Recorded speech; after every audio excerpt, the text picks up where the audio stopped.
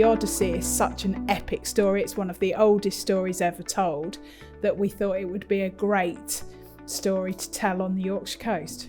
Following the initial seed of the idea of the Odyssey that we'd brought to Kerry, she asked if we could expand that across the whole sort of vista of the Yorkshire coast, which fits the story of the Odyssey and the Trojan Wars really well. So when I first met Lee and Dawn from Animated Objects, we were just chatting about what kind of story could be told in the area, utilising their skills. And they had the idea of, well, why don't we reinterpret the Odyssey on the Yorkshire coast? Sounds absolutely ambitious, but it was definitely one that kind of piqued our interest and was like, well, yeah, let's have a look and see what this looks like. We were absolutely delighted because funding in the arts is always a huge problem, and we'd wanted to do the Odyssey for a couple of years and it had been in the sort of pipeline. The whole reason of the Odyssey is it's a journey. It's about moving across a whole area.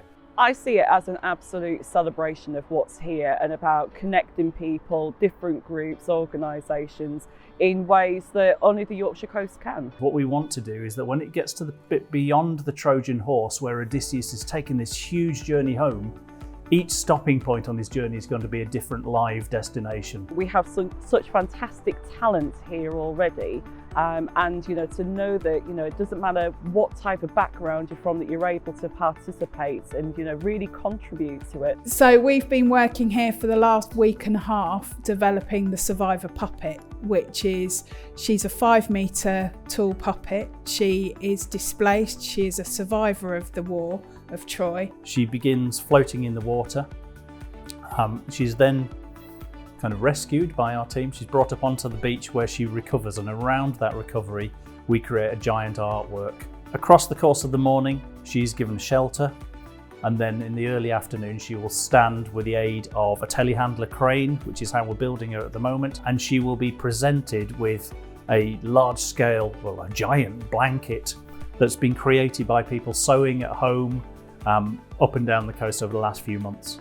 It is going to be so exciting. It's becoming visual, which is the big thing for us about this project. There's been so much work behind the scenes, so much filming, so much recording, so much building, and now people are actually going to physically see it. I think this project is really celebrating the people that live here. And what we want to do is show just how fantastic the communities are and how different and diverse they are, and what an amazing place the Yorkshire coast is. It might have started in Greece, but it's very much at home in the Yorkshire coast.